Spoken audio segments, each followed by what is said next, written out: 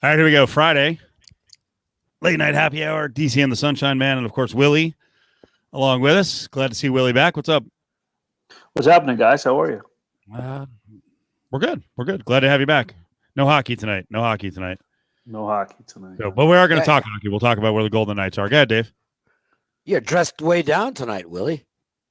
I am. I actually went to the gym early today, earlier than normal today, and came home. Got to watch some baseball. Watched a couple of teams blow some leads, and then I watched the Dodgers atrocious offense tonight. How good is this rivalry, though? Oh, it's fantastic! This is fantastic. It is. It is. It's bringing. I think it's great that it's sort of embracing and getting the fans. Even I think even if you're not a fan of either team, early in the season. I'm not a fan. I'm a Red Sox fan. Yeah. The most exciting thing in baseball right now is the Dodgers Padres. 5 games. The first 4 went to the wire. The Padres kind of stretched it out tonight, but a huge game for Tatis. And the first 4 were edge of your seat entertainment because you didn't know who was going to win till the final out. And they've got 14 more games. This is really fun. Yeah, and I think these are 2 good teams. I think right now, if you have the Yankees and Red Sox playing at the same time, the Dodgers, I honestly think right now the intrigue, just because of everything involved right now, the Dodgers and Padres are like you said, the entertainment value in baseball. Oh, I would agree because it. Not that there's anything wrong with the Red Sox Yankees. It's always going to be great, but there's something to be said for new and exciting. And there's never been a real Dodgers Padres rivalry because the Padres haven't had a lot of good teams over the years. It's always been Dodgers Giants because they hate each other. Dodgers Padres, I don't think it's a hate thing yet. It's just fans are really into it thing, and that's good. That's good for the game. Yeah. Yeah, no, and I think you say it's not a hate thing. Definitely not with the teams, but the fans certainly hate one another. It seems like on especially on social media, seeing the Dodgers and Padres fans, man, there is some disdain there. Good. Yeah. So little heat is good. I think you want that. I think you want that because that's obviously is driving the attendance, whether it's watching TV or going to the games, whatever it may be. I mean, it's whatever's allowed in the stadium. So I mean, yeah, no, absolutely. It's been good. The first series, and now we're into the second series. We're 2 games into the second series. Padres have taken both in LA. So yeah. And tomorrow, Bauer is on the mound. It's always fun to watch him because you never know what's going to have. He's probably going to be very good, but this is a clutch spot for Bauer because they've lost 3 straight to this team now, so they need to win tomorrow. But Blake Snell's on the mound for the Padres, so that figures to be a good matchup. I think it's an hour earlier than normal tomorrow, but I know I'll be watching. That's the main event for me tomorrow. I'll be honest. I was a little surprised the last 2 nights because, coming off the series in San Diego, I expected both teams to lose their first game out of that series. The Padres to the Brewers and the Dodgers actually up in Seattle. I thought it was a great spot for both of the opposite teams coming off that emotional game, San Diego getting the win, the Dodgers just having to travel. And then the Padres get swept, which that shocked me. Then they go up to LA and they've won the last 2. I've just been surprised, which again is even better for that series because you haven't really. I don't think that anybody's expected to see what we're seeing in the manner that we're seeing it. It's just been, and then that just continues to add to the intrigue, and like you said, makes you want to tune in tomorrow. And by the way, for those who missed it, a crazy piece of trivia comes out of tonight's game. Fernando Tatis Jr. hitting 2 home runs, 51 years to the day that his father also hit 2 homers, both grand slams at Dodger Stadium. Wow. That's obviously never happened before. That's pretty cool. That's pretty cool. That is really wild. Yeah. Yeah, so I had that on, and then I was following online the Astros Angels, switched to that. Angels blew a 2-0 lead in the 7th, blew a 2-0 lead in the 10th. Astros come back and win. Then Angels switch back. the Angels bullpen is going to be an issue all year long. It's not good.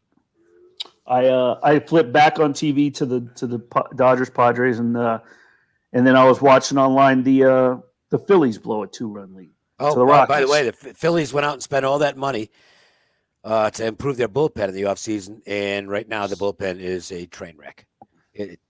I've said this before, and I will say it. I'll keep saying it. Don't spend money on bullpens. You just got to take your chances, because from a bullpen that's great one year can suck the next year, and a bullpen that's horrible one year can be great the next year. It's so volatile. It's totally unpredictable, and it is proving to be a huge waste of money to go out and rebuild bullpens because it's just not cost effective. Did Dave say 51 years? With Tatis's father. Well, I don't know. You know, I might be off on the year. Yeah. But it was the same date. It was the same date. Yeah. Same date. It wouldn't have been 51 years ago. No. That wasn't 1969. Maybe it was 1989. I might have seen the year wrong. But it's the same date. How wild is that? So yeah, that is crazy. 2 grand slams, though. Also, by the way, should mention that we have seen 2 amazing defensive plays by the Padres in both wins. The double play in the 8th inning last night. It was the 7th inning. I can't remember. The 4-6-3 double play was awesome. And the catch by Machado to rob a base hit and probably knock Darvish out of the game at the same point. That was impressive. I mean, 1999. Okay. 99. Right. I knew it was something that ended in a 9. I was waiting to bring this up after we got done with this, but Jimmy Gemma mentioned in the chat room there, the Aviators parent club, Oakland, now 12 in a row. That offense, you know what? You look at the entire, I mean, that offense is out of left field. In the last, I think it was overall this season, I think it ranks like 20th or 21st on offense. And in the last 15 days, it's got the 3rd best off. So during this streak, it is just continually coming through with clutch hitting, big hitting, and just turn things around. And I think back to, I think I mentioned this a few weeks ago when we were talking, is jumping in all those Zooms and having to do the playoff for the Associated Press. And I just remember toward the end of last season, the A's, and thinking, man, the A's and the White Sox were the 2 teams I was thinking, man, next year you're going to see these teams waiting to see what they were going to do. And here come the A's. Well, it's a good offense anyway. It's 6th in Major League Baseball overall in WRC plus, which I think is the best stat to measure offense. And over the last 14 days, it's wow, 145 WRC plus over the last 14 days. So that's number 1. That's number 1. Yeah, they can rake, and Matt Olson is just destroying baseballs. When does the schedule get tougher? Brady saying this whole thing's been against sub 500 teams. Let's see. Well, it has, but they're beating the living snot out of them. Yeah. So it's not like they're edging these teams. No, I mean, they're real good. Okay, they were real good last year. The team won a lot of games. Yeah. Mm-hmm. And they've got a good mix. Oh, they look like the team to beat in that division. Yeah, they got the Rays up, then the Orioles and the Rays again. So we'll see what they do against the Rays. Another story out there. I just saw a tweet come across about the Yerminator. So the White Sox won 9-7. Dave, who is he? Like he's not some young dude. No, he's from out of nowhere. Yeah, he really is. I mean, he's 28. Basically little too. He's not a big guy. No, basically projected as a backup catcher. Yermin Mercedes, or is it Yermin? Whatever. Yermin. Yeah. It's kind of amazing what he's done. He got a taste last year with one plate appearance, and there's nothing to suggest this was going to happen. Nothing. I mean, his best year probably would have been. He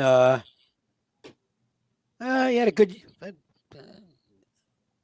pretty good year in AAA in 2019, but there was just nothing to suggest this was going to happen. It's phenomenal. He's hitting 390. He's not regarded as a good defender. So I think that might have been part of what held him up was the fact that he was a catcher who can't catch. But, he's got decent power. He's got, in fact, quite a bit of raw power. And it looks like the hit tool's there for him. I mean, whether it's going to continue, who knows? But it looks like he's going to be sticking around the majors for a while. The Yerminator. And the other great story is Baddoo. Yeah. Rule 5 guy. Never played above A. And he's the star in this Detroit lineup right now. Man, they need something. It's funny. I was checking box scores earlier, and I almost never have a fantasy guy on the Tigers because they really don't have great players. And I'm still amazed, like some of the guys that are still there, and it reeks of an organization that really isn't trying. Like what's the direction? What's the upside?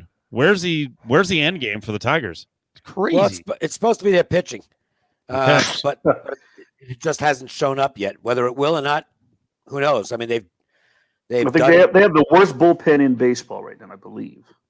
Well, that wouldn't be surprising. Yeah. It's tough to rebuild. Look, I mean, they were good for a long time, but they just let everybody get old and did not replace them adequately. So now they're in trouble. I mean, how long has it been now? It just seems like they've had the same crew of, Jacoby Jones and, now they mix in another quadruple A guy and Robbie Grossman and just weird. Them and the Orioles. Yep. It's not getting any better. And of course the Pirates it's the Pirates. I mean, over the years, the Pirates actually have produced people out of their system. Oh yeah, but the difference with them is they trade him away. Legit guy. Yes. The Pirates. I mean, and the Orioles have had a couple of guys that have ended up getting traded away. Not as big as the Pirates, not as effective as Pirates. Obviously, guys like Kutch and Cole, but you see it all. See it often with teams like that. You look up and there's parts all over the league. Well, and the thing is, their development in the organization has not been good because a lot of these guys haven't become real stars until they leave Pittsburgh. So it's pretty clear that the organization's a mess at the top, and if it's a mess at the top, it's going to continue to be a mess right down the line.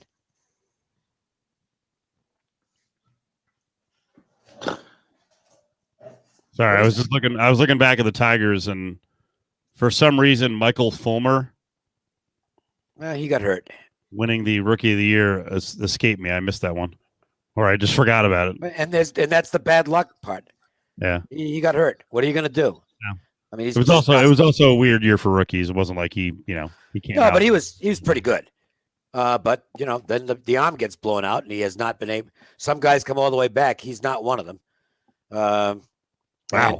Kind of looks like he's going to be more a bullpen piece. I know they put him back in the rotation, but I suspect he's going to end up back in the bullpen. I don't know that he's ever going to approach what he looked like he might be as a starter when they first picked him up.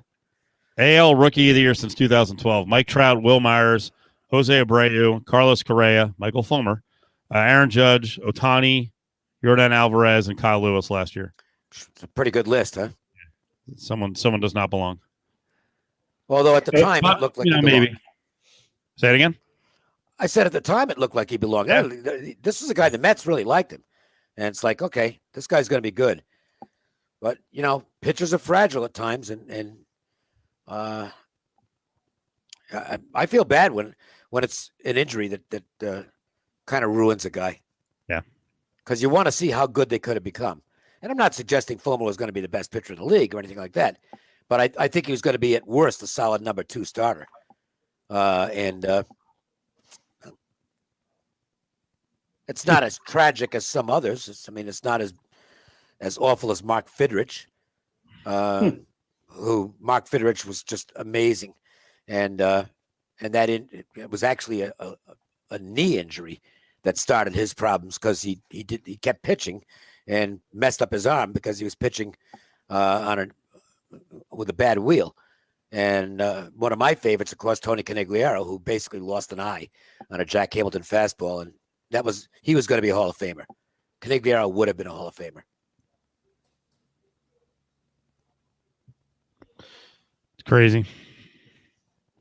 So I see that we're going to 80% capacity on May 1st. Is that right? Yeah. All right. So, Dave, are you ready to go out and start to mingle? You got both your shots, right?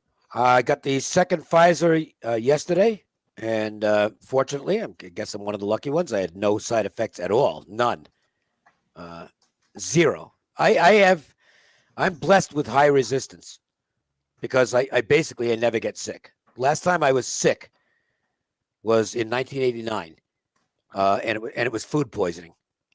It was legitimate food poisoning. I ended up in the hospital. I have not had the flu since I was a little kid. So I got lucky as far as the genetics turned out, and I had no reaction at all to either shot. I know some people have, but by and large, reactions are mostly mild.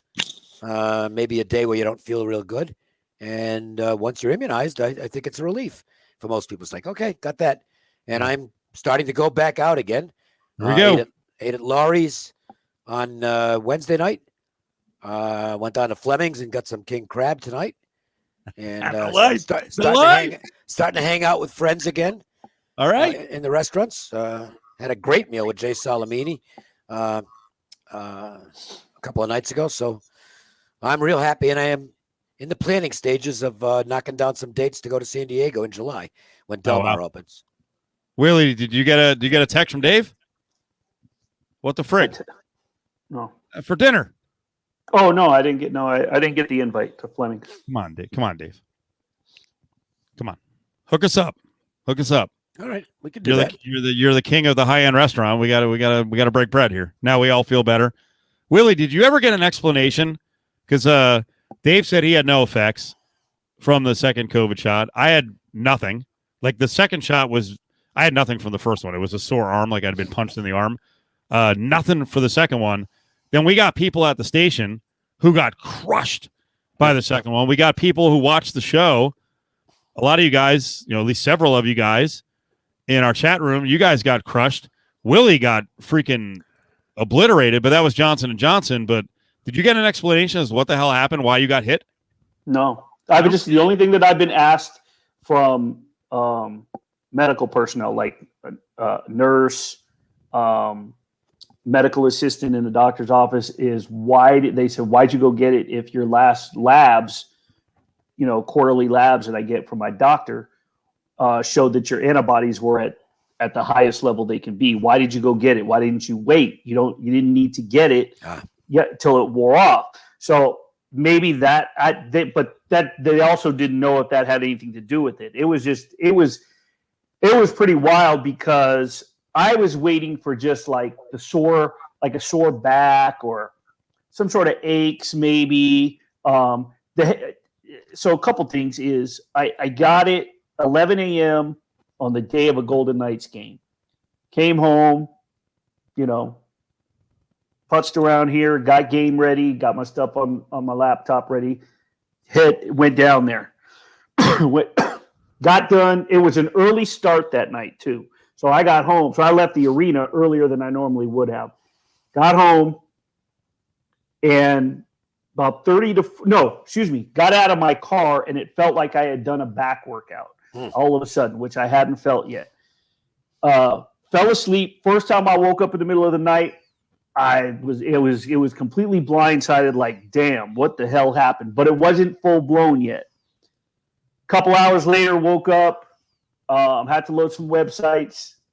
It felt like I had COVID back in March 2020. all over again. As the day progressed, now Jordan and I were supposed to do a podcast that we do on Sundays, but it was Easter Sunday, and Jordan called the guy, the studio we do it at. He said, we're not going to do it. I said, okay, good. Went back to sleep before I had to go to my mom's.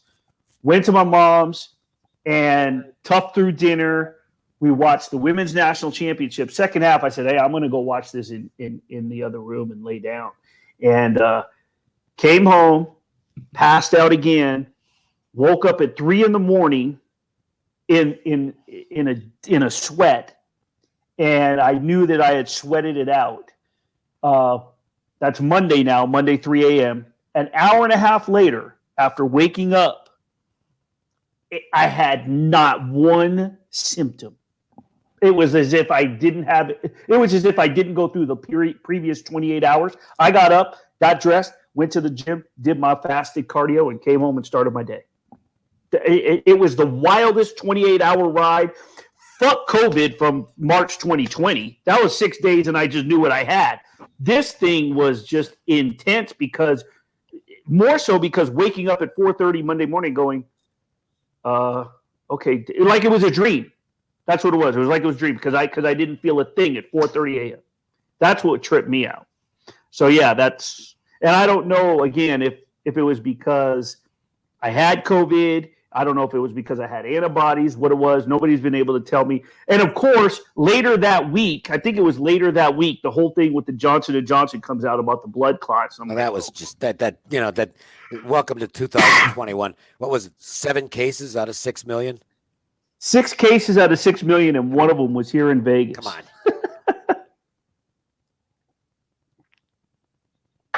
And I think today was the day that they got the clearance to start administering it again. So they really never should have stopped, but well. Yeah. If you got six incidents out of 6 million, that's actually an endorsement. So anyway, that was my experience, and now, but I mean, I've been going out anyway, as it is, during the Raider season, the night before home games, we, myself and 2-3 of the media guys, we would go out like a sort of a pregame meal. We'd go out to dinner, went out to Piero's, went out to Casa de Amor, went out to, just took the guys to some of the old school joints in town, Paul Gutierrez, Vic Tafur.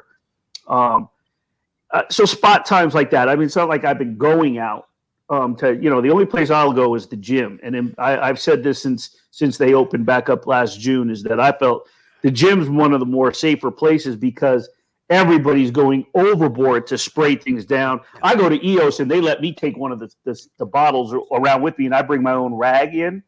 And I think it's just because nobody wants the gyms to shut down. Right. So everybody, something that's an interesting offshoot with things opening back up is the restaurants are having a problem. They're understaffed.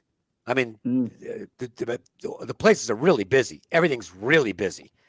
But a lot of the people who are still collecting unemployment have chosen to keep collecting unemployment until it runs out and not come back to work. So the staffers that are working, I mean, they are getting crushed. They're probably making good money, which is nice, but they're working their butts off.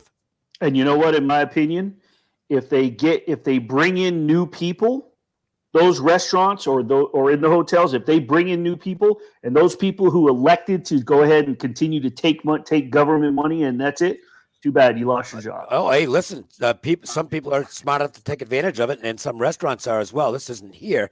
It's someplace else, but a friend of mine, her daughter, got a new job, kitchen manager at a nice restaurant, and she's starting at, I think, like $50,000 salaried, and she wouldn't have gotten this job, but whoever was the manager decided to stay on unemployment, so they went and hired somebody new, and she got the gig, and she's absolutely thrilled. Good for her. The Bailey Schultz from the Review Journal, she actually reported today. She had a story today. It just said in today's Review Journal, as tourism rates ramp up across the Las Vegas Valley, some casino companies are rushing to fill hundreds of jobs. Well, the customers are there. You got to serve the customers. I was not optimistic because I know how it took us longer than most to come out of the Great Recession of a little more than a decade ago. I mean, Las Vegas wasn't good for a few years. Well, a couple of years anyway. And I thought, boy, it might take us a while to bounce back, but it looks like we're rebounding in spectacular fashion, which is awesome news. Fantastic. People want to come here again, and that's just great. There was a tweet earlier just before we went on, and someone just said Vegas is back, baby. I think it was someone from I want to say from the Reno Gazette-Journal. I don't know if they're down here to report on it, but it was downtown. It was like a 1-minute video, just kind of walking around with the phone, just showing downtown Fremont Street experience, and just packed. Everybody had masks on, but packed. So, I mean, Vegas is going to bounce back. Vegas is going to bounce back because so many people that are cooped up in other cities, they're dying to get the hell out, especially states that are still shut down. It's just like me. I mean, it's like, because I didn't get to go to San Diego last year, and I like to go to San Diego at least once or twice a year. I spent some time down by the ocean, and I couldn't go last year for obvious reasons. And it's like, really, as soon as I got the shot yesterday, it's like, okay, I got the certificate here. I'm going. When's the All-Star break? Because I'm going to be there that week. Yeah. I'm also hearing that, and this is not set in stone. I've just, I've started to reach out to talk just to make, which was one of the, a lot of people encouraging Willie go get the vaccine, even when I had the antibodies and I was still sort of on the fence of what I wanted to do. But I spoke to one Major League Baseball executive. I spoke to personnel with the Raiders, personnel with the Golden Knights, and that, they're thinking that in looking at eventual protocols for the following season, next year, upcoming with the Raiders, Golden Knights next year, baseball down the road, is that they're still going to have the same sort of media protocol that they have now with the tiers 1, 2, 3, 4, with the Zooms. But if you can provide the vaccine card, right, that you'll be on that level that goes back to the normal before the pandemic, and be able to go into locker rooms and do one-on-ones when they do the open locker room day, like with the Raiders. Apparently, I think it's Thursday where it's open locker room for an hour or so, in different times at post game, whatever it may be. Golden Knights, certain things like that. So that weighed in a heavy factor for me as far as with the Associated Press, needing to sort of go beyond that. The Zooms, once things open up, I need to be able to say, yeah, no, I got this. I can do it. So they don't have to, send somebody in. Last year for the Raiders, they were sending Josh Dubow in or Greg Beacham, and I was sort of sidekicking on the games that I wasn't the lead writer. So this way they don't have to, because from the indication I've gotten is that I'll be the lead writer for most of this season, because they're going to be covering other stuff. So, or busy, as things open up. So I had to make sure that I was able to do that. I feel like everyone's getting fired up. Fired up for what's coming. Yeah. Why are you getting fired up, Dave? Because this hasn't been. It's been weird because I've done extremely well from a business standpoint over the last year and change. I mean, really well. I amazed myself at how good it's been. But I love hanging out with my friends, and I have not been able to do that. Now I can. I can go see my family members and other friends that I've gotten in Southern California. It's just I like the idea of getting back to a sense of normalcy. So yeah, I'm very excited. Willie's fired up. Work's going to change, so that's cool. Work's going to change. I here's some big news. Here's some big news under the Ramirez household. Do it. For the first time since 1993, roughly July 1993, I am living alone. What? July 19th. So I met Jordan's mother.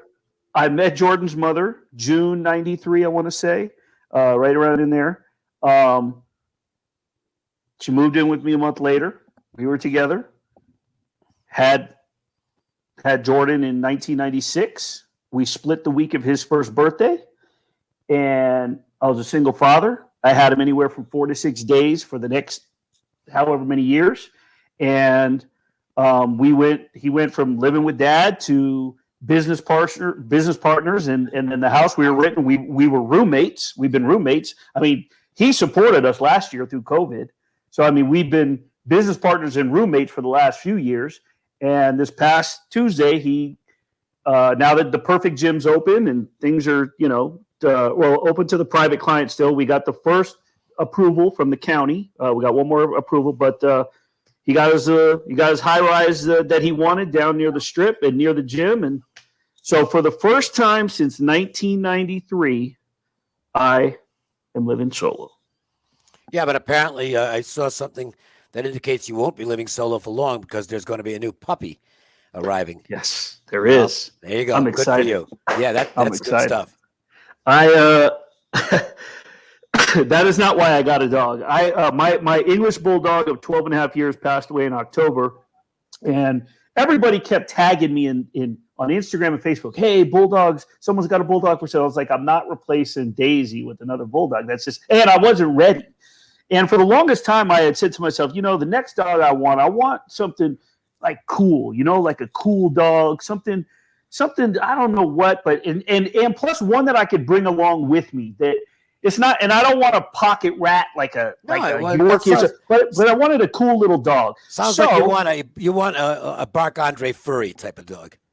I don't like the cool shaggy dog. So I started looking. I said, a wiener dog would be cool because they're hounds and they're loyal. They're hunters, so they're smart. They're also really stubborn. That's all right because I'm stubborn too. I'm a horse. Dachshunds are extremely stubborn. So out of left field a couple weeks ago, kid that went to school at the same time as Jordan, he posted on Facebook, my mom just had a litter, da-da-da-da. I checked it out. It was dachshunds, papered, full bred, went and visited, and fucking thing just took to me. As they say, when you go get a dog from a litter, you let the dog pick you.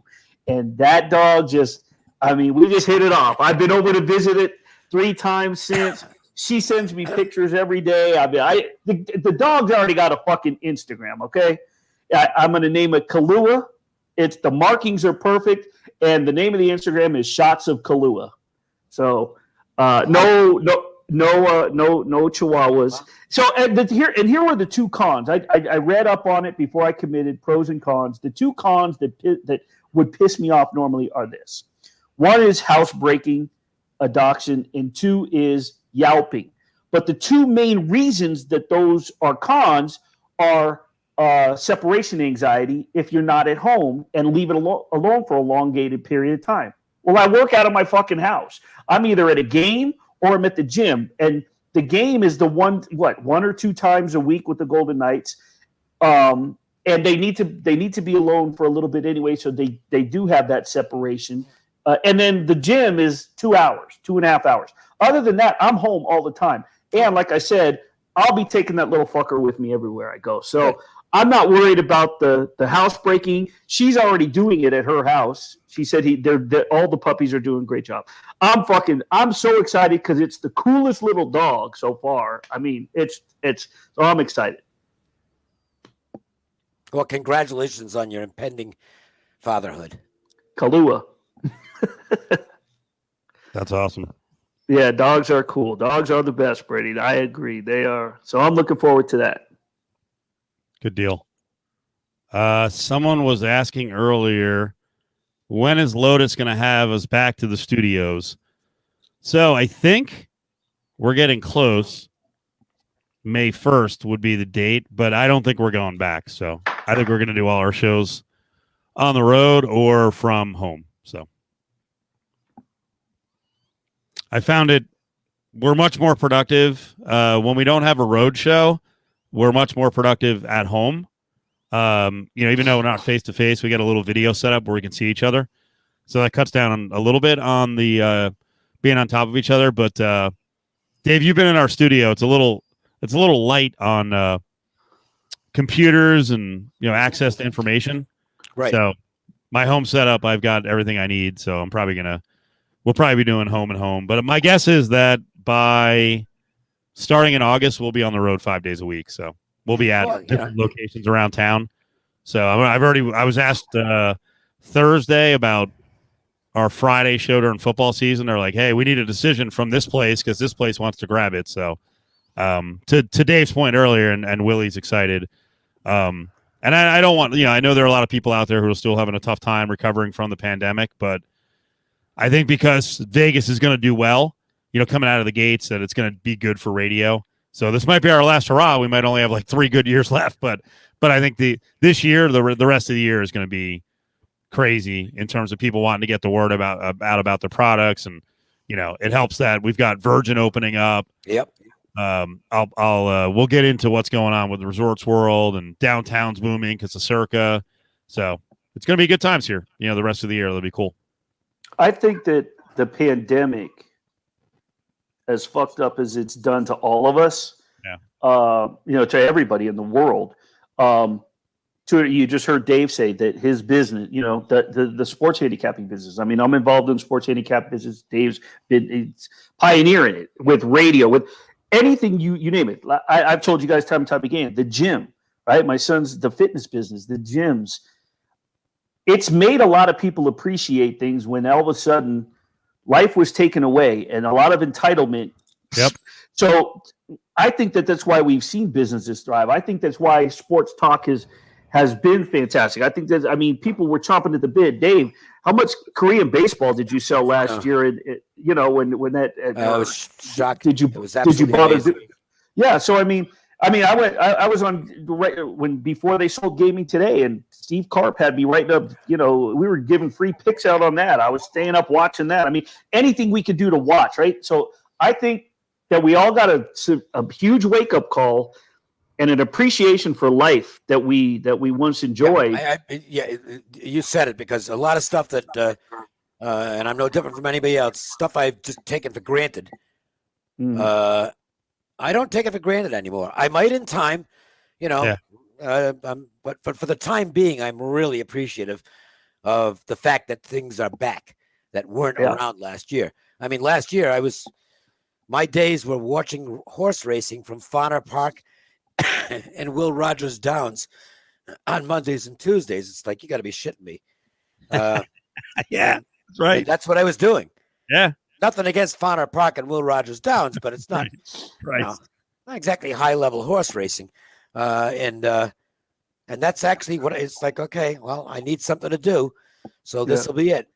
Glad I don't have to go through that anymore. Yeah. I did the memories on the social media, different social media. So on Instagram, you can hit archive, and it shows you what you did. You can pick any day over the last 4+ years, 3+ years, whatever. So 1 year ago today, I was just watching it a little bit ago. I went for a bike ride at 4 or 5 in the morning, whatever, right at sunrise. Went for an 11-mile bike ride here in the Northwest.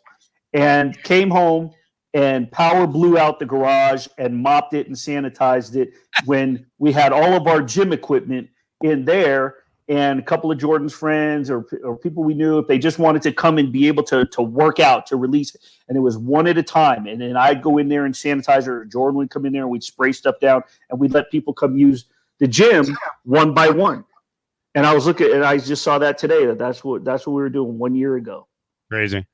Yeah. Yep. So, well, it's good, man. I'm glad everyone's fired up. And by the way, from a radio standpoint, to answer, let's see, Carvelli was saying we're doing 4 shows a week right now. Close, but summer will slow down. But we're probably doing. I know we're signed up with Silver 7 for the rest of 2021 on Thursdays, and then we'll figure out what's going on with the others. Who was it? Brady was joking about.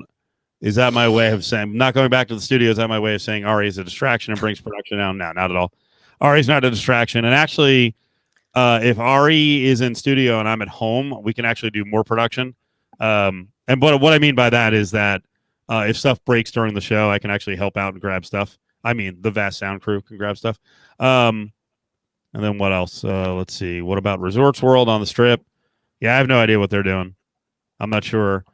I'd love to be in their sports book. I heard it's going to be cool, and it's an independent sports book, right, Willie? Do you know about this? The Resorts World? I don't think they're partnering with anybody early on. I don't know. Yeah, I haven't. Hey, are you?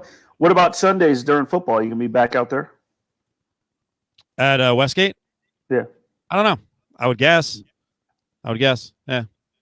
But I mean, we had a lot of clients who had to take a year and a half off. So I'm excited to get back out there with some of those people, and we'll see who else is new on board. But yeah, it's cool. And I mean, what's no more JVT? No, John's been doing stuff. Yeah, he's on there once a week at least, right? I don't know when Candy's going to do a road show. We'll see. 2024. Hey, he's being careful, man. I know a lot of people. No, that's funny. Petro's on with us on Wednesdays, and Saran, and I have another friend, Chuck, who's at KJR in Seattle. And Dave, you work with Chuck Powell, right? Yeah, sure. Yeah, like Chuck hasn't. I don't think he's left his house. Well, he's gone shopping, but he has done his show from his house since basically late March of last year. He's done his show at home for 13 months. Yeah, that's a lot of people in the industry have had to do that, and some like it. They turned out to think, you know what, I like this. I can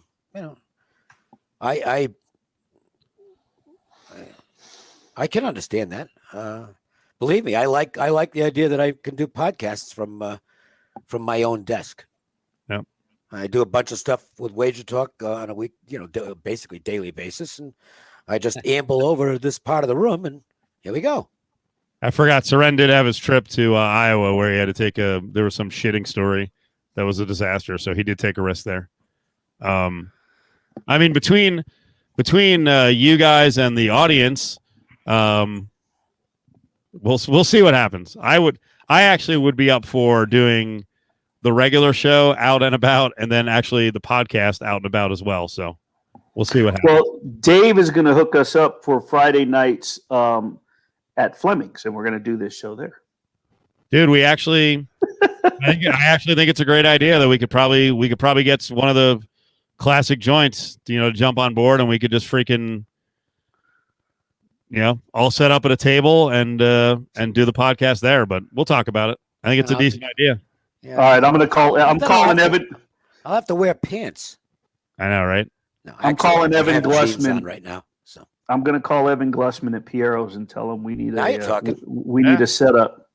Dave, what do you think over the years? What do you think was the best? God, that would be awesome because it would be such a throwback to what Dave has done over the years, and I love late night stuff. What do you think what's the best late night restaurant, since you've been here for 30 plus years? What's the spot that you were like, man, they always friggin' nailed it? I mean, I know you love Ruth's Chris, but I don't know how late you went. I would say that I was going to say the Ruth's Chris on West Flamingo was my favorite late night spot. Dude, I drive by there all the time after going to and from Silver Sevens for the Thursday show, and I always look. What's it called now? Is it Cleaver? No, it's King Solomon's Table. Oh, really? I don't know what kind of food that is.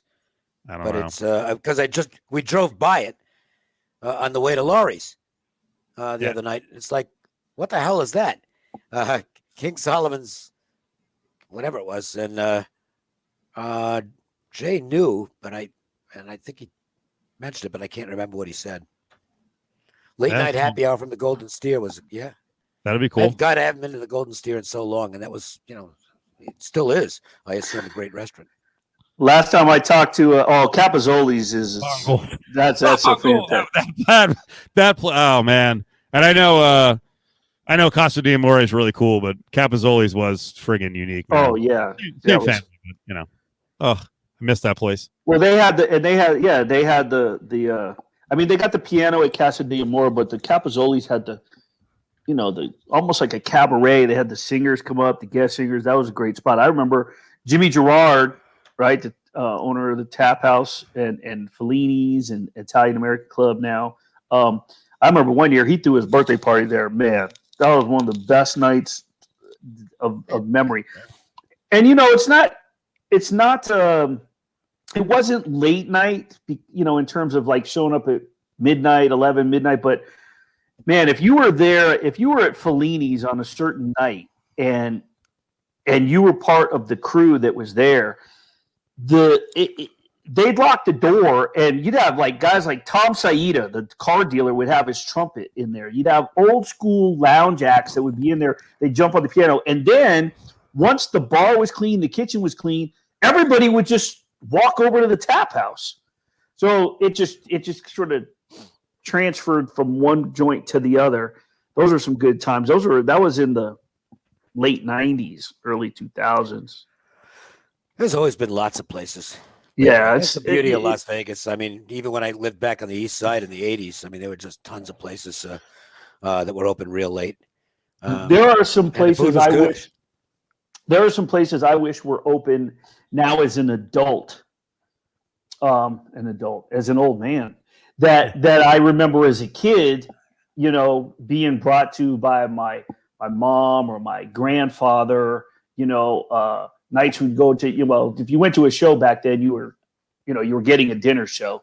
But like, remember Don the Beachcomber at Sahara? Were you here then, Dave? Yeah, I see. I was more a lounge guy. Where's Jimmy Gemma? I know Jimmy Gemma remembers Don. I know the name, but I never saw him perform. I used to Cookie Jar was who I. No. Don the Beachcomber was a restaurant. Oh, okay. I don't remember it. I remember I remember House of Lords at Sahara. House of Lords was that was their gourmet spot. It was a very good restaurant. Yeah, very good.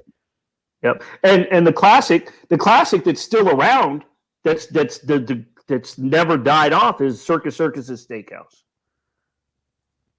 Right, that's still around. Oh yeah.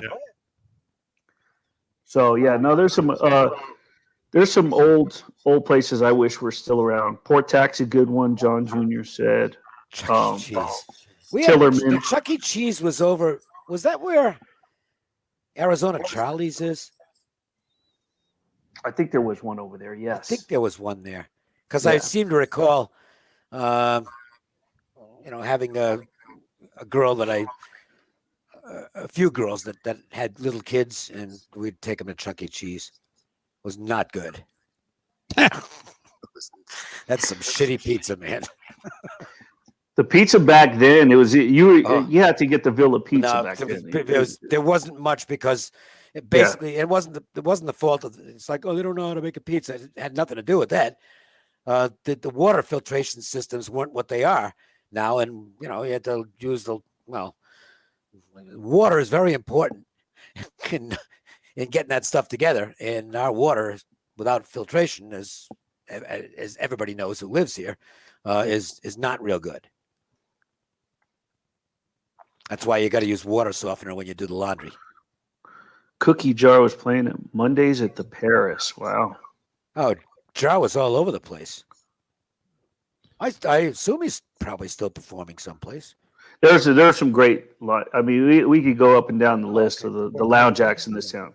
Cookie Jar, Sergio Alberti, Jonathan the Music Magic. I remember Palace Station was a place to be for some lounge acts. And remember the paddle wheel? Remember the paddle? We've talked about that. Jar was. This is when I first got here, and somebody said, "I want to go out and see something."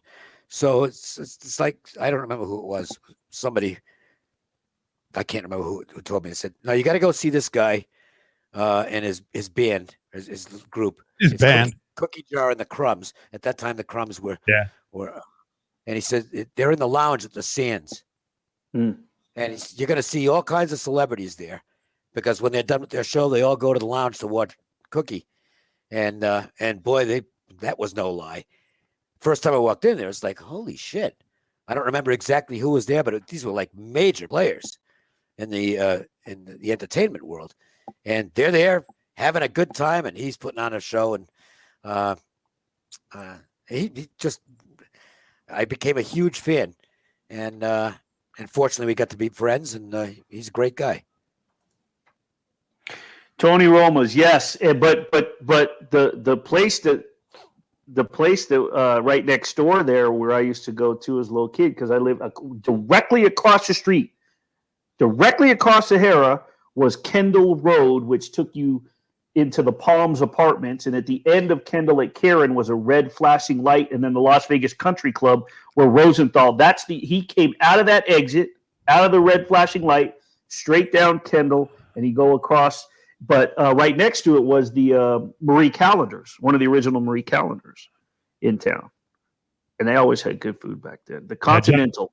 I was gonna say John Jr. put up the Continental. That's where I first saw Cookie Jar, and he was like buried upstairs. And at that point, you know what, Dave? I laughed when you said his band. I was like, band, because he's had the friggin' karaoke set up. Right.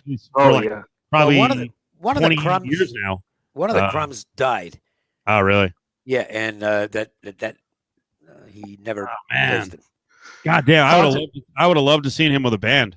Oh yeah, Cookie Jar and the Crumbs. You know where they used to play? They used to play at the Tap House in the back room. Really? He was everywhere. Yeah, and the Continentals now are the Silver Sevens. Yeah.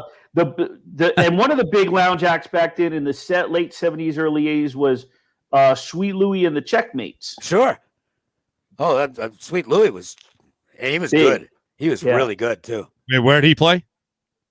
They played everywhere. They were all over the place. All up and down the strip. Dave says it like they were all over the place. I don't know, Dave. That's why you guys are here. They do a gig at one hotel, and that would run out eventually, and they'd immediately get picked up someplace else. That's what the lounge acts were basically revolved from hotel to hotel. Nobody was ever on at work unless they sucked. And these Sweet Louie, oh man, he was good. I can't think of the group name, but I know that one of the great lounge acts in the 90s, but he had been performing longer than that. You play, if I'm not mistaken, Steve, you play during a segment or lead in, but don't you play You're the Best from Karate Kid? We have. Yeah, we have. Yeah. Okay, so Joe Esposito wrote that. His son went to Cimarron Memorial High School. Mike Esposito, who was drafted in the Major League Baseball, he played for Calvin Valvo, but he was part of a lounge act that played all over town. They were a lounge act that, yeah. Santa Fe, yes, they were a good band. Jimmy Jim, you know what? Not only were they in the lounge acts, but they came on. We had them when I was DJing in 91 at Fuddy Duddy's, and I would switch off. I would do an hour, and then they would do like a 35-minute or 45-minute set, and we would time it. Whatever song they were going to come in with, I would be playing on with wax. You know, I'd mix in, and then they would start playing their drummer would play off the beat, and I would fade out, and then whatever song, their last song of their set, I would mix in. Who's that? Oh yeah, look at that. There he is. 1983. The good look at his backup band was called the Crumbs. Yeah, Vital said that someone had talked to Cookie back at the end of 2020, and he said he was doing well, and he can't wait to come back and play again. Cool. Yeah, he'll still be fun to go see. Oh yeah, you've never caught him. I mean, he's a legend. Guy out of Philly, and a huge sports fan. Huge sports bettor. He loved talking about his bets. He's funny as hell. That's how we became friends. Santa Fe still playing at the Bootlegger's a good spot to go. Oh yeah, I was a big fan of the Bootlegger when they were over at Eastern and Tropicana. Tropicana, yeah. Used to eat there all the time. Blackie and Lorraine Hunt. Nice people. Yep. Yeah, I got to get down there. The new location's very cool. Yeah, I've been to the new location a few times. Yep. There's another spot. There's another spot. It's one of the spots that when I have friends who come to town, and I go, if you want it, they want a place, you know, it's like what's an old school place? I said, well, it's not in the same location, but the Bootlegger's been around for like since I've been out here, and that's a long time. And you know, they're going to give you good food, good service, and I think you'll like it. And I often send them there because they want someplace. You know, I can send them to a chain, but they can get the chain any place. I don't generally recommend the strip restaurants because they cost a fortune, and in my opinion, a lot of them are overrated. But places like the Bootlegger, you get Las Vegas hospitality, good food, and you're keeping. And I like if I can, providing local businesses with as much business as they can get. That's because I live here and they live here, and I'd rather the money go to people who live here. Well, especially now, since so many had to close down for so long, and so many have had to deal with, all the distancing and 25% capacity. So for the next, for the rest of the year, freaking anyone who comes into town, tell them at least one of their nights here, you got to go local. Oh, absolutely. And, for my money, those are the best restaurants in the city. I believe they're better than the celebrity chef restaurants on the Strip, and they don't cost as much. Steakhouse prices have gotten so high. True. That's why Adam Hill and I, one of our favorite spots is Herbs and Rye. And there's a late night spot for you. Yeah, right. I think it's where the Venetian used to be. Yes, which we can talk about for days of old school wise guys going in and out. But when Herbs and Rye reopened, when things started opening back up, they went ahead from open to close, happy hour, half price steaks. But recently, they had that deal for a long time. No. No, they did it because I used to go to Herbs and Rye, and the happy hour was from 1 to 3 a.m. Yes, because one of the items I liked. This isn't that long ago. It's only a few years ago. I loved their pork chop. It was just huge, and it's like, geez, I didn't even know that it was that it had a happy hour deal until they got the check one night, and it's like, I'm looking at it, and I'm going, this. What's the price? And they go, oh, that's every night we get happy hour. Just come in when you're here, right? You're during happy hour. It's like the whole menu is 50% off. It's like, that's not bad, right? Well, it was 5 to 8 p.m. and 12 a.m. to 3 a.m. Okay. Then then after COVID, when it opened, they did open to close because obviously they wanted people in. So. See, that's now it's gotten back to normal because they're getting the crowds again. So it's back to the regular. But still, it's still not a bad thing because if you want to get dinner out of the way from 5 to 8, you go in there. Or if you're a late night person, they're getting off shift, you're working the Strip, you're working swing, whatever it is, you can still go in there and get that late night happy hour. That's great, and I'm that's one of the things I'm looking forward to, is getting out at 1 o'clock in the morning and going out for some good food. Yeah. Because I've got a lot of friends who, not in the gambling business, who they're working their shifts and they're looking for some place to go out and have a meal after they're done working. And it's like, cool, let's hook up. I haven't been able to do that for last year and change. Now I can. And Herbs and Rye will definitely be one of the places I'm sure I'll be visiting. I have a lot of friends, when they get off the pole, they want to go get some food. Nice. Address for Herbs and Rye, it's like Sahara and Valley View. Not sure. I believe that's exactly where it is. Yeah, it's like a hop, skip, and a jump up from Valley View, west of Valley View. It's not even. I think it's right in the corner, isn't it? Well, I think there's something on the corner, but it's right there. Yeah, but it's right there. You can't miss it. It's right there. And that used to be, as Dave mentioned, an old school joint called the Venetian. Right.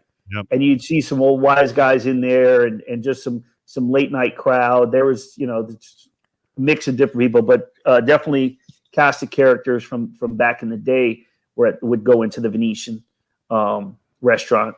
A nice old school place. One of the old school places that I miss too, I don't think I would go there now, even if it was open, but when we would get off, the girls would come down from the Crazy Horse because Fuddy Duddy's was at one end of Industrial. Crazy Horse 2 was under the bridge, right? So they'd come to Fuddy's, and then I'd shut it down around 4 a.m., and we go up to Marker Down. Remember the Marker Down, Dave? I remember that. Yep. I remember Marker Down. I can't place where it was. Spring Mountain. Spring Mountain in that where Chinatown is now. But it was on Spring Mountain and Valley View. Okay. I forgot where it was. Yeah. And the opposite sides of all those places were warehouses because, like where the Mayweather gym, all that stuff that's on the inside, there were no businesses. Those were just warehouses, storage places. But on that front end, Marker Down was like the popular bar, and it was just nasty, filthy, dirty, but everybody went there. It was one of those places where everybody went to, and you name it, at any hour of the day, there was a mix of different people in there. Hey, Willie, real quick, was it rough? Yeah. It could be. I just did a search back to January 16th, 1995. AP Metro searching for clues in a weekend shooting at the Marker Down bar that left 3 patrons wounded. Yeah. One in critical, went to UMC. Police say 4 people with shirts tied around their faces, armed with handguns and rifles, entered the bar at 9:45 Saturday and began firing. After shooting 3 customers, the assailants fled in 2 cars. That's Marker Down. That was 95. See, and I was done by then because I was starting a journalism career heavy, and Jordan, Kristen was pregnant with Jordan. So I was DJing 88 through 87, 88 through 92, 93. I started the very first DJ gig I got was at Johnny Russo's State Street. Johnny Russo had a restaurant, which, Dave, I know you remember State Street on one side, and then there was a nightclub on the other side. And I was valet park. I turned 18, and he told them, because I was friends with him, he was friends with our family, and he told them to give me a job as a valet parker. And then one day, one of the guy who ran the DJ booth, I just said to him, hey, I've always wanted to be a DJ, blah, blah, blah. Went in there. He showed me the ropes. He had a mobile company, and he started teaching me through doing mobile weddings. I was a wedding DJ for the longest time. And then when I turned 21, I got my first club, which was Fuddy Duddy's. You know what State Street was also famous for? Was him shooting somebody? Well, no. If you got there late enough, you were almost sure to see an argument between Johnny and Dion. Oh, yes. They were not shy about airing their differences publicly. Well, he was a horrible drunk. He would get tanked. Brady, I went by Willie Will. Let's do it. DJ, let me type it in the comments for you. It was just like this.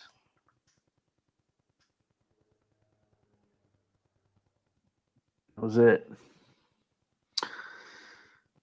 I had crates and crates and crates. I just recently, last year, got rid of all my records.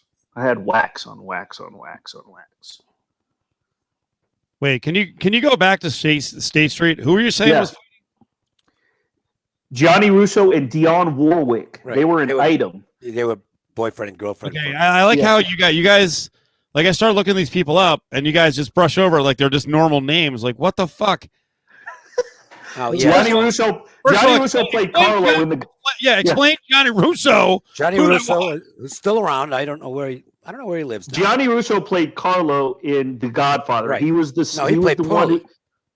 He played Carlo. He did play Carlo. Yeah. Carlo was who beat up Talia Shire, the son-in-law, who James Caan threw into the garbage cans. Right. And Dionne Warwick was a tremendously popular singer for, of course, yes, an entire generation.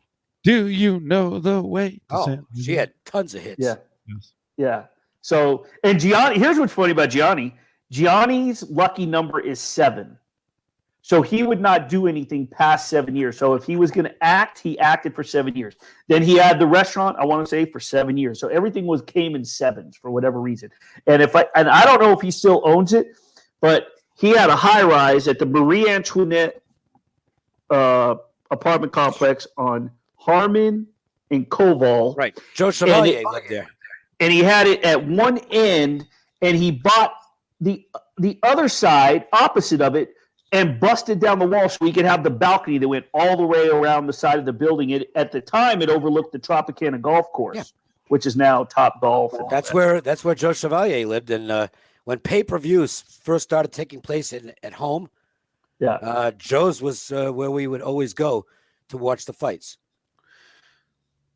John, it may sound lazy, but you know what? The strippers loved it, so I really don't give a shit.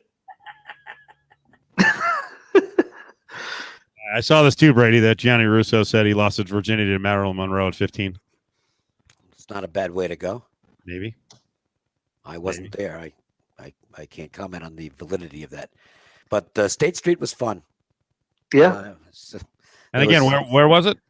Commercial Center, just off Commercial Center. Oh, it was on. No, it was on. Well, yes, it was. Well, yeah. But that was the backside of it. The front door was on State Street. It was on State Street, yeah. Which was now what I just talked about earlier, where if you're looking down across Sahara from Tony Roma's and Marie Callender's on that street, Kendall on the Palms, 1 block over to the left was State Street. State Street bordered the Palms apartments. So it was right there by the Las Vegas. You didn't know it was there. Club. You couldn't find it. Yes. Yeah. The back end was inside Commercial Center. Right. Right. And to the right of it was George Eiferman's club. And then there was the Q Club, which is still there. First time I tried to go to State Street, it's like, what the fuck is this place? And it's around here someplace, and there's no GPS at that point in time, so you couldn't punch it in. So I eventually found it and became a regular, because a friend of mine, she was from Rhode Island, worked there, and and she said, "Oh, you got to come out here. You'll have a lot of fun." And they got a good New York strip steak, which I know you love, and so I did. And the very first night I was there, an argument broke out between the owner of the establishment and his girlfriend. And it's like, does this happen all the time? She says, yes. Now, I was too young to go at this point. Before that, David, I'm sure you were here, but did you go to Pat's Chinese Kitchen? Wasn't that a late night spot in the Commercial Center? I never went there. Oh, okay. I just know that was a spot. I was but in that same shopping center, or in that same Commercial Center, was one of the original skating rinks, Playland skating rink. We had Playland Central, Playland West, Playland East. Those were the spots. Yeah, the only place I really went to regularly was the pool hall. Q Club? There. Yeah. That's still there. Yeah. I liked it. Was a good place to take a date, hang out and shoot some pool. And across Sahara from that was the very first Las Vegas Athletic Club. If I'm not mistaken, that was the original one. And prior to that, I think the gyms, there was the Racket Club on Spring Mountain, just up from the 15, and there was Camelot. A lot of people went to the Camelot Health Club. Those are the gyms around town. Those places I don't know much about, because me and gyms have never never been a mix. Not really. No, I made my own gym when I still worked out. I had a rowing machine that I could do a lot of different exercises on, and I still have the thing, although it has not been used for many years, but I still got it. That's awesome. You know what? I want to close out on this. I want to talk some boxing for a second. By the way, Brady was asking what's above the Nets jersey on the wall. Looks like is that a schedule? No, it's actually an Easter egg. It's from Petro's daughter. So his daughter actually did that in Braille. So she gave that to me. We were out there for fantasy baseball draft. We go out to Kansas City. So I'll stay at Petro's house, and his daughter made me a Easter egg, so I keep that around. So she's getting a little older now, and she's getting ready to go to college in like 3 years. And no surprise if you listen to Petro and the way he does the show and how smart he is. She's freaking brilliant. So I figured I'd keep that around. That's a good keepsake. So, Dave, I wanted to ask you, and I want Willie's take too. So it's weird. Last week, UFC had a pretty big card, and I got to tell you, it was completely swallowed up. Like I still don't even know who won last week. I forgot to mention this on the air. I have no idea because I didn't watch the fight card. I was in California during the UFC card, and on social media, like all of social media was swallowed up by Jake Paul and Ben Askren. It took over the combat sports world. And hey, the fight sucked. Askren, I don't know if he took a dive, but he didn't look like he gave a shit. He made record-setting money for him. Jake Paul gets to continue to fight whoever, and he's going to make millions of dollars.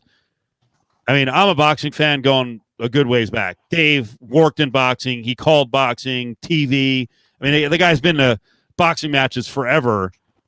And now we're talking about an exhibition match with Logan Paul, the other Paul brother, and Floyd. And I see you shaking your head, and I'm kind of the same way. I'm like, this is This is the culmination of fucking things up from a promotional standpoint and being greedy pigs in boxing for 25 years, that now the biggest handle boxing matches are some amateur clowns off of YouTube who've marketed themselves well, and now they can make as much or more money than real boxers. Right. This is effed up. Yeah, and there'll be some people who say, well, that's, you know, what the public wants. I don't think that's true. I think that had they done even a reasonably good job of promoting the actual talented people in the sport, they'd be in a lot better shape than they are now. Here's the thing, nobody. There's some really good young boxers out there. Yes. Yeah. Nobody knows who they are. Well, here's the thing. So you get greed. You don't get matchups that you want so often, right? For 25 years, the promoters are fighting. Then you have a year where everyone's got to freaking take it in the ass to a certain extent in boxing. Like, you're not going to make the money that you were going to make. And this year, that completely opened the door for this foolishness. Yep. Because there were no fight or hardly any fights. Nope. Because the sport now is so based on. Of course, they could have run it based on Dana did. Yes. But they're stupid. Yep. You know, it really is utter stupidity and stubbornness. Yep. Because it's kind of like this. In my business, I was with the most successful sports advisory service owner in the history of the business, which is Jim Feist. Okay. Yep. I was part of his umbrella. And at least others in the business tried to copy what Jim was doing, because it's like, well, he's the most successful and we might not get quite to that level, but we can make a lot of money. Excuse me. Just following his model. Now, the model in the sports service industry now is like it is in a lot of businesses, which is branding through SEO. Mm-hmm. Okay. And so, and Wager Talk is very successful at this. They've built their business that way, and they've got like 70,000 YouTube subscribers now, and it's really doing well. And other companies are doing kind of the same thing. So the reason I mention that is because it's now been a lot of years since Dana White took over the fight market. And yet boxing has refused to look at his model and copy it. They just should flat out copy it. Do the same thing, only with boxing instead of a mixed martial arts. And they're too stupid, and that's the right word, too stupid to do it. And they continue to drive their sport into page 8 material. Bud Crawford is one of the best boxers I have ever seen at any weight. He is absolutely great. Yep. Most people don't even know who Terrence Crawford is. They don't have any. Hey, did you see Terrence Crawford's fight? Who? They don't know who he is. That is 100% the fault of stubborn stupidity on the part of all the promoters in boxing. They won't work together, and they think they know more, apparently, than Dana White, and they don't. Dana knows way more than they do. They're stupid, and that's why they're reduced to garbage, like Floyd Mayweather against a guy who's got one professional fight and lost that. And by the way, he's a cruiserweight. He's a cruiserweight. Yeah, the rules for the fight are the Paul kid can weigh no more than 190. Floyd can't weigh any more than 160. And by the way, the fight doesn't count. And the fight doesn't count, which it's an exhibition. I mean, so I hope your big event. Your big event for the summer is a fight that doesn't even count between a guy who's obviously an all-time great, but is now I don't know. Floyd's got to be what, 45? Somewhere in there. Yeah, and a guy who has one fight. Your sport is a joke. It sucks. Bob Arum had the greatest quote of all time regarding boxing. Bob Arum. And this is probably going back 20 years. And the exact quote was, boxing is a joke, and we all know it. Truer words were never spoken. It's the most horribly run sport on the planet. There's nothing worse than boxing from a business standpoint. I'm going to piggyback off what Dave said and let's go back for a minute. And Dave talking about Jim Feist. Floyd will destroy. Who fucking cares? Okay? And by the way, He won't destroy him. You know why? Because it's an exhibition. If you pay money for this, you are it's going to be pay-per-view, Showtime pay-per-view. If you pay money for this, you are an absolute sucker. And yet millions probably will. Go figure.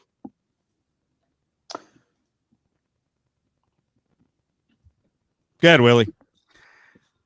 I wanted to go back for a minute because I have the perfect analogy there for what Dave said as far as the original, there were lots of phone rooms, but what Jim did for the sports advisory service industry when they went on USA Network and went in USA Today, and they had the handicappers, Dave, Larry, whoever, Chip, the original guys. That was in your umbrella, Dave, whoever it was, right?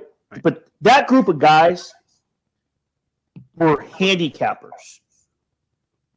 They took the time to handicap. Not all. There was one who wasn't. Okay, but they were the original guys. But he was very good at marketing himself, and still is. Now you have a guy like Stu Feiner who takes his umbrella of loudmouths, and they yell and scream, and they just say, well, we're just going to throw darts at games. And maybe some took some pride in it, but they went WWE on what Jim did for that industry. And sort of that was they were the guys that put a souring on sports handicappers and made things look sort of corny and as he did. And it sort of took that hard work away. Didn't take away from what Jim and Dave and that industry was doing. In a sense, this is the same thing. You're taking a sport that was once legitimate, and now you're mocking it and clowning it. And I think that's what I thought of when you started talking about Jim and you guys in the original umbrella and the sports advisory. That I think to me, that's an analogy that I think of when you bring that up. Somebody asked, how are they going to sanction it? It's an exhibition. Exhibitions don't have to be sanctioned. There's your answer to that. It's either Dave's way or the highway. No, you can buy it if you want, but I don't know why. Why would you? Why would and it'll sell. But This is a mentality I do not understand.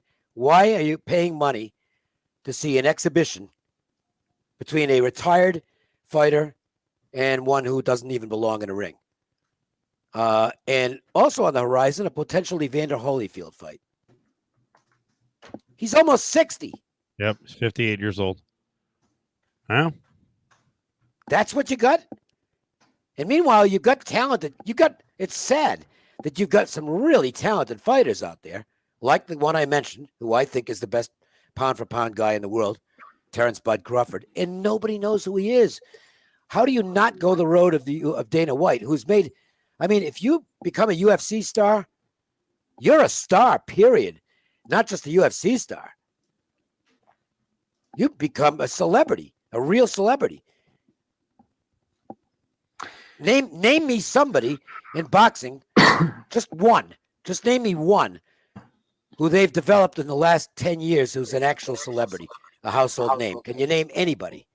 No, and I'll tell you somebody that by now I'm not saying should be a champion, but should be up there and by now be further than where we know who if you're in the boxing. And I think, why hasn't Devin Haney progressed faster under whoever promotes him?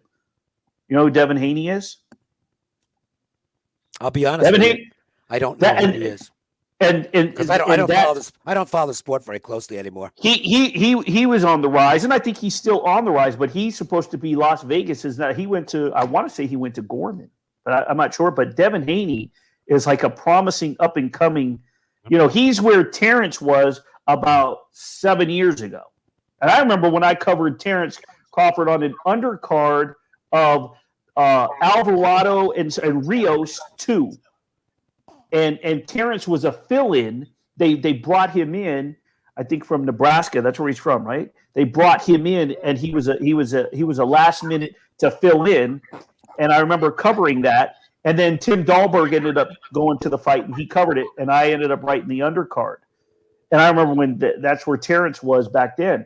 that's sort of where Devin Haney. I mean, Devin Haney's supposed to be an up and coming, and I barely hear about him. Nobody's ever going to hear of him. So, that's unfortunate. Somebody brought up the name, and this was where it really started to go bad for boxing when they tried, and they actually succeeded in. They'd have cards with actual main events, but the real main event was Butterbean. That was, to me, a harbinger of things to come, where it's like, you don't take your own sport seriously. Why the hell should I? Yeah. And I will tell you that a lot of people had that attitude and walked away from boxing, and they might still watch a fight now and then, but there's only a handful of guys who are boxers that are making any money. It's a joke. And we come from a time, Dave, you and I, and Steve. I mean, I don't know if you were back east back then, or Steve, or you had been out here before you went, whatever. But we come from a time when fucking every division was good. There wasn't like the peak of the middleweights, the peak of the lightweights, the peak of the heavy. No, fuck, it was across the board. And people knew who not only that who they were. You didn't just know Marvin Hagler and Tommy Hearns and Ray Leonard were. You knew who Rockin' Robin Blake was. You knew who Louis Burke was. You knew who Freddie Roach was before he became Freddie Roach, the trainer. You knew who Mickey Ward was. You knew who Roger Mayweather was. Yeah. And these were well, Roger was real good. Roger was world class, but the other guys, they weren't world class. They were good fighters, but they were on TV all the time, on the top ranked boxing shows, and they killed the golden goose. And you had names. You had named fighters. You had named fighters at the Showboat. Yep. Yes, the guys you just mentioned all fought there. And the thing was, they fought each other. These were really good fights. And then along came Las Vegas Gloves, which was a train wreck. Was some of the best young prospects in boxing, and all they did was match them up with tomato cans. Nothing else but bums. You knew who was going to win every single fight. And that was the beginning of a real downturn for boxing, and they've never recovered from it. They got away from the mentality of making contenders, young contenders on the rise, fight each other, and went to Blowout City, where you could just, if you went to the event and you were in the media, they give you the sheet, the boxing sheet, and you could just circle the entire left side of the sheet because they were going to win every fight. Yeah. Those big matches at Caesars and Mirage and the back then, those were great. But some of the best matches I saw were inside the Caesars Pavilion. Sure. At the Imperial Palace. I think I watched Eddie Mustafa Muhammad and Michael Spinks in a light heavyweight match at the IP. I want to say that was at the IP. Was. Yep. The light heavyweight championship. Yeah. And they packed the house for everything. I saw Michael Nunn early in his career fight. He was fought at the Silver Slipper. Yes. You could barely see because he was in the main event. You could barely see the ring by the time the fight started because there was so much smoke in that little room. But it was just. How many great fights did we get on Saturdays on Wide World of Sports? Yeah, we got a nationally televised, no pay per view. They killed them. It was sports suicide. They killed themselves. They have nobody else to blame. One of my favorite moments was, and this is long after some of the things we're talking about, but it was before the sort of the demise. But man, watching sitting at the MGM Grand Garden watching George Foreman knock out Michael Moorer, that was such an emotional just moment just to see. Talk about a historic moment just because of the fact of And I watched Michael Moorer beat Evander Holyfield. I'll never forget. I've told this story tons of times. Michael Moorer was a good fighter. John Saraceno and I are standing under the scaffolding and all that they had built. When they built the outdoor stadium at Caesars, we're standing there by where they walked the fighters from the hotel room to the locker room. And John Saraceno looked at me and he said, "Did you see Evander's eyes, his face? He's not ready for this fight." I said, "Just kind of looked shook, And he said, he's going to lose this fight." There were 3 reporters at ringside on our table. I don't know because there is, but myself, I want to say John Saraceno, Kevin Iole, I don't know if he was there. There was somebody else, but that had Moore winning that fight. on our scorecards. And sure enough, he won that fight. And then whenever it was, months later or a year later, whatever, when he beat when George Foreman knocked him out, 9th round, MGM Grand. Fantastic moment. A shocking moment too. Yeah. Nobody expected that. And I've told this story. Steve, you may have heard this. Dave, I don't know if you had heard this, but I'll never forget the time when Seat Williams was doing the afternoon, and he would always go to a press would do the final pre-fight press conference, and then the weigh-ins, and he'd be live. The show would be live, and we always made a prediction. And so it came time to make the prediction for James Toney and Roy Jones Jr. And Seat the whole show was talking. He kept telling us off air, whatever, he was going to pick Roy Jones Jr. Came time to predict it, and James Toney came walking up because he was doing an interview somewhere where he was right in front of us. And Seat delayed doing the predictions because he didn't want to predict Roy in front of James Toney right then and there. It was the best and greatest. But another great fight. Roy Jones Jr., James Toney. I remember when Roy Jones Jr. and I was still working before I got my break at the RJ. I was the sports editor at the Las Vegas Sentinel Voice, state's only black newspaper, and Roy Jones invited me up for a one-on-one. He said, "Come up to my suite at the MGM rather than doing it wherever at the press conference," and went up to his suite at the MGM, one of those with the spiral staircase at the penthouse suites. And we sat there on a Saturday afternoon watching college football. He had bets on the games, and he ordered a bunch of lunch. We were sitting there and we shot the shit. And he was telling about his old days in Pensacola, Florida, and cockfighting, and growing up down there and everything. He was a cool dude, Roy Jones Jr.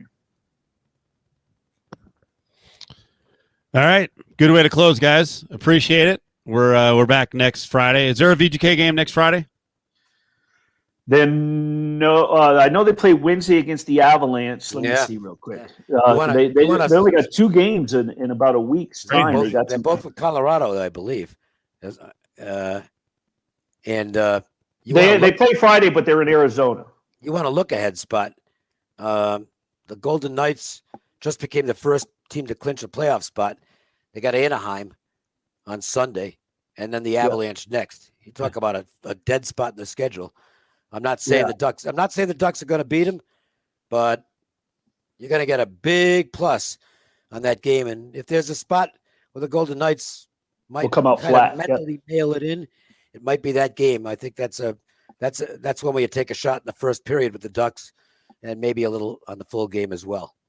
Yeah, and let's not forget, it was just a couple of years ago that Gibson and Fleury were the goalies at the All-Star representing the Pacific Division. So, I mean, you're right, Dave. This is they had a couple of days off. Anaheim's terrible. The Ducks are awful, but they are. But that's a game that's probably going to be bigger to them than it's the Golden Knights, because Vegas has got to be looking ahead to the Colorado game. That's a big game, and they're off the clincher. It's not like they went out and popped champagne corks and had a wild party, but it's still kind of a dead spot. Yeah, and if I'm not mistaken, Leonard, he clinched it, right? He was the last one in that. I don't know that it matters. I'm not sure. Well, I'm not sure what turn it is. I think Leonard plays the next game. I think. I don't know. I'm just saying, off of his tirade, he might, That was a pretty good tirade.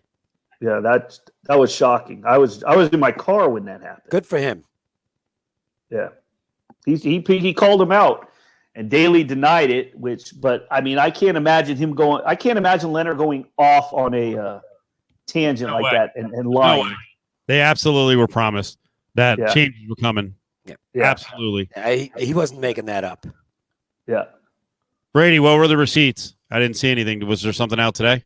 Were there tweets out today about the NHL or the Golden Knights or someone from the league promising? Leonard provided the NBA protocols. They were provided by the NHL. There you go. That things would change closer to the NBA. All right. And you saw with the NFL, they announced today that if you get vaccinated, so There's no way that Rob. And here's the thing: for as much as Robin Leonard has been open with us when we're on Zooms, and he's done that before, where he said, "I just wanted the concussion." When he came back from the concussion, he absolutely 100% told them, "I am not lying to the media. I'm being upfront about it." Yep. Since day one with the mental health and everything else, every time he's come out, there's no way he's going off for 11 minutes like he did the other day to us and fucking lying. Absolutely not. No shot. Leonard's been the most forthright guy, more than anyone else in this entire franchise in 4 years. I'm not saying that the other guys lie. What I'm saying is this guy's been above and beyond, straightforward, motherfucking, I'm laying it all on the table for you. I don't care what management has to fucking say. And he started off by saying that. I don't care if this gets me in trouble, but I need to say it.